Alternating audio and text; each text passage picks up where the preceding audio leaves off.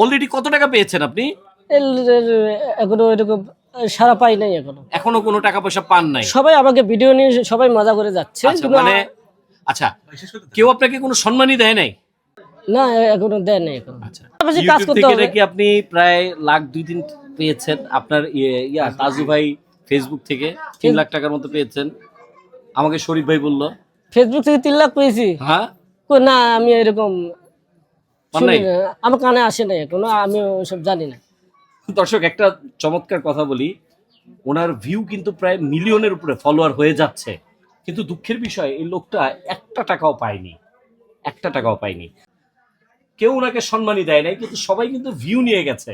এখন হয়তো আপনি বলতে পারেন যে ভাই আপনি তো নিয়েছেন, আমি ওনাকে যতটুকু পারি সম্মানই করে যাব। সম্মানই কিন্তু 1 টাকাও সম্মানই, 10 টাকাও। এখন আপনি ভিডিও করবেন, মিলিয়ন মিলিয়ন ভিউ নেবেন, কিন্তু 10 টাকা দিবেন, সেটা দিয়ে হবে না। যাই হোক, আমি কিছু ক্যাজুয়াল কিছু কোশ্চেন করবো ওনার কাছে, যদি আমাদের এই সরল সহজ ভাই উত্তর দেয় তাহলে ওয়েল, আর যদি উত্তর না দেয় তাহলে আমার কোনো ইয়া নেই। আচ্ছা তাজু ভাই, আপনি সাংবাদিক না, কিন্তু আপনি সাংবাদিকের মতো প্রশ্ন করে মানুষের, সাংবাদিকদের চোখ খুলে দিয়েছেন। আপনি সাহস দেখিয়ে ভাঙা রাস্তায় দাঁড়িয়ে কথা বলেছেন। এতে কি আপনার উপরে কোনো ধরনের হুমকি এসেছে?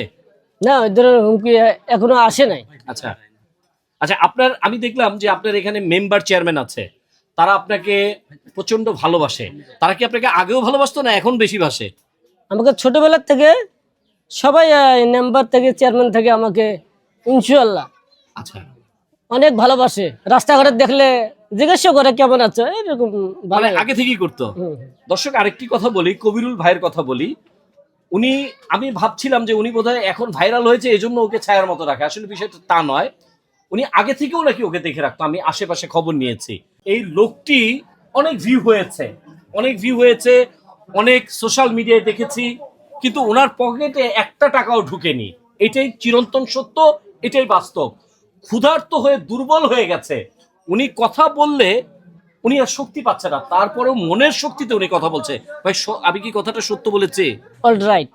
আপনার এই যে যে ভাইরাল হলেন, ধরেন এখন যদি কেউ আপনাকে কন্টাক্টে নেয় যে ভাই আমার 5 তলা বাড়িটা অনেকদিন যাবত দখল করে রেখেছে কিছু দস্যুরা বা কিছু সন্ত্রাসীরা, আপনি কি ওইখানে যায় লাইভ করবেন, মানে ভিডিও করবেন? হ্যাঁ, এই ধরনের যে বলে, হ্যাঁ, না না করবে। ভেবে উনি কি বলে বলুক না, দেখি। হ্যাঁ, আপনি ভিডিও করবেন? আমার মতন আরো অভিজ্ঞতা লোক 4-5 জন নিয়ে যাব ওখানে উদ্ধার করার জন্য। দর্শক, চমৎকার একটা কথা বলেছে, মানে ওনার মতো লোক লাগবে। তার মানে একটা তাজু এই কুড়িগ্রাম একটা প্রত্যন্ত অঞ্চলে হয়েছে, তার মানে ওই অঞ্চলেও তাজুর মতো লোক দরকার। একত্রে হলে কাজটা সহজ হবে, নাকি কি হবে? সহজ হবে।